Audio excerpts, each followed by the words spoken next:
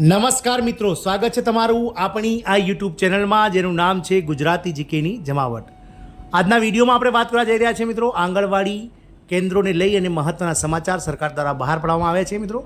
અને રાજ્યભરમાં આવેલા આંગણવાડી કેન્દ્રોના જે કાર્યકરો અને સહાયકો એટલે કે તેડાગર છે તેમના માનદ વેતનને સમાન બનાવવાનો મુદ્દો હાલમાં રાજ્ય સરકાર સમક્ષ ઉઠી રહ્યો છે। એટલે કે રાજ્ય સરકારને કાર્યકર અને તેડાગરનો પગાર સમાન કરવા માટે જે છે તે મિત્રો રજૂઆતો કરવામાં આવી રહી છે। શું છે આ સમાચારનું તથ્ય જાણીએ, કયા રાજ્યમાં મિત્રો આ રીતની માંગ ઉઠી રહી છે। આ તમામ માહિતી આજના વિડીયોમાં આપ સુધી પહોંચાડીશું, તો વિડીયોના અંત સુધી બન્યા રહેશો। અને જો તમે ચેનલમાં નવા હોય તો અમારી ચેનલને સબસ્ક્રાઇબ કરી બાજુમાં રહેલું બેલ આઇકોન દબાવીને ઓલ નોટિફિકેશન ઓન કરી લેજો, જેથી કરીને ચેનલ પર મૂકવામાં આવતા વિવિધ ભરતીઓના નોટિફિકેશન, વિવિધ ભરતીઓના પરિણામ, જીકેને લગતા વિડીયોઝ અને સરકારી કર્મચારી પેન્શનર્સ યોજનાને લગતા પરિપત્રો તમને સરળતાથી ચેનલ પરથી ઉપલબ્ધ થઈ જાય।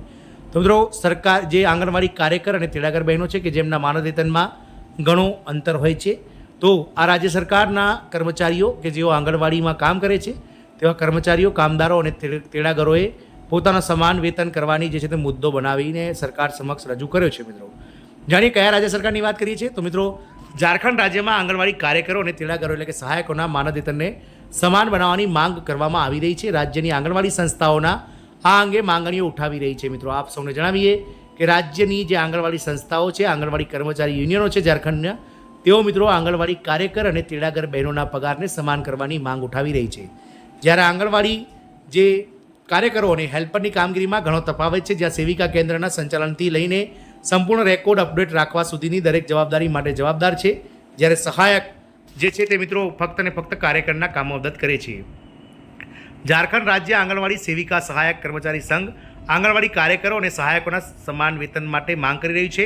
આ માટે આંગણવાડી એસોસિએશન દ્વારા પતરાનું પંચાયત સચિવાલય ખાતે બેઠકનું આયોજન કરવામાં આવ્યું હતું। આ બેઠકની અધ્યક્ષતામાં સંઘ પ્રમુખ મીના કુમારીએ કરી હતી અને સંચાલન મમતા દેવીએ કર્યું હતું। આ બેઠકમાં માનદ વેતનની સરળ ચૂકવણી અને સમગ્ર બાકી માનદ વેતનની ચૂકવણી સહિતના અનેક મુદ્દાઓ પર ચર્ચા કરવામાં આવી હતી।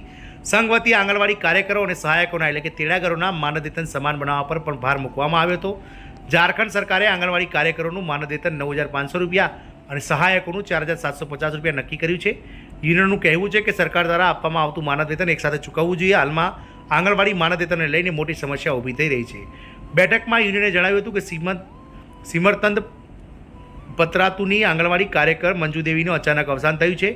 આ માટે ઝારખંડ સરકારની રોજગાર નીતિના આધારે જે છે તે કાર્યકર મંજુદેવીના પરિવારના એક સભ્યને નોકરી આપવી જોઈએ। આમ મિત્રો, ઝારખંડ સરકાર દ્વારા જે છે તે કર્મચારીઓ દ્વારા આંગણવાડી કામદારો અને જે સહાયક છે તેડાગરો તેમના પગારને મિત્રો સમાન કરવાની વાત ચાલી રહી છે। સમય સાથે જોવાનું રહેશે કે લોકસભાની ચૂંટણી પૂર્ણ થયા બાદ ઝારખંડ સરકાર આના પર કોઈ નિર્ણય લેશે કે નહીં। જય હિન્દ, અસ્તુ।